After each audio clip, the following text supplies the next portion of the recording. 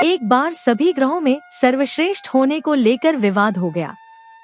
जब समस्या का हल नहीं निकला तो सूर्य, चंद्र, मंगल, बुध, गुरु, शुक्र, शनि, राहु और केतु इंद्रदेव के पास गए। इंद्रदेव भी इसका निर्णय नहीं कर पाए। फिर सभी ग्रह इंद्रदेव के कहने पर पृथ्वी पर न्यायप्रिय राजा विक्रमादित्य के पास पहुँच। राजा विक्रमादित्य के पास पहुंचकर सभी ग्रहों ने अपने आने का कारण बताया। राजा विक्रमादित्य ने काफी सोच विचार के बाद 9 धातु स्वर्ण, रजत, कांस्य, पीतल, सीसा, रांगा, जस्ता, अभ्रक और लौह से सिंहासन बनवाए। धातुओं के गुणों के अनुसार उन्हें क्रमानुसार रखवा दिए। फिर ग्रहों से अपने अपने सिंहासन पर बैठने को कहा और बोले कि जो सबसे पहले बैठेगा वही श्रेष्ठ होगा। राजा विक्रमादित्य के निर्णय को सुनकर शनि देव क्रोधित हो गए, क्योंकि उनका आसन लोहा सबसे आखिरी में रखा था। स्वयं को सबसे छोटा जानकर वह नाराज हो गए। शनि देव ने चेतावनी के अंदाज में कहा कि राजा, आपने मेरा अपमान किया, आप मेरी शक्तियों से परिचित नहीं हैं। शनि की महादशा में व्यक्ति का सर्वनाश हो जाता है। शनि देव क्रोध में राजा की सभा से चले गए, लेकिन कुछ दिन बाद राजा व विक्रमादित्य पर शनि की महादशा शुरू हो गई। शनि देव घोड़ों का व्यापारी बनकर उनके राज्य में आए। राजा विक्रमादित्य उनके घोड़े खरीदने का आदेश दिया। एक बार राजा विक्रमादित्य उनमें से एक घोड़े पर सवारी कर रहे थे तो वो घोड़ा उन्हें जंगल में ले गया और गायब हो गया।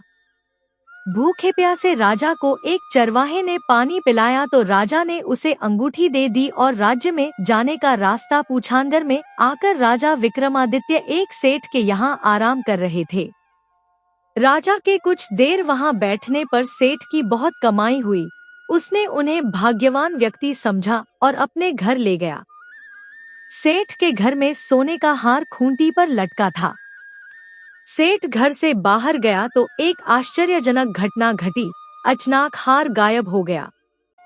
सेठ ने राजा पर चोरी का आरोप लगा दिया और नगरी के राजा ने राजा विक्रमादित्य के हाथ पैर काटवा दिए। एक तैली को राजा विक्रमादित्य की दशा पर दया आ गई।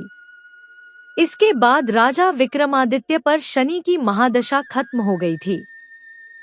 वर्षा ऋतु में वह मल्हार गा रहे थे।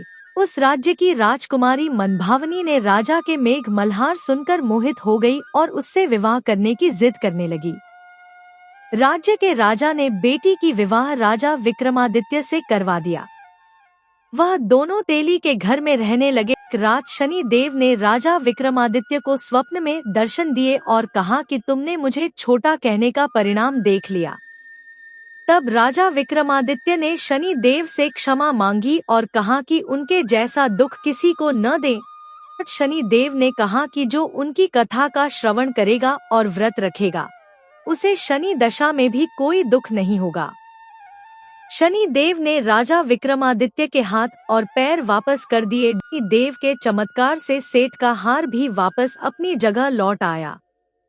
सेठ के सारी बात पता चली तो उसने अपनी बेटी श्रीकंवरी का विवाह राजा विक्रमादित्य से कर दिया।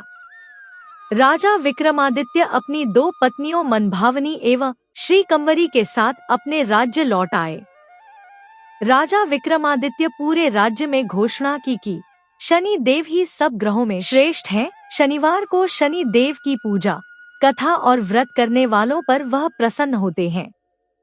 आप सभी को कैसी लगी कथा हमें कमेंट करके बताइए।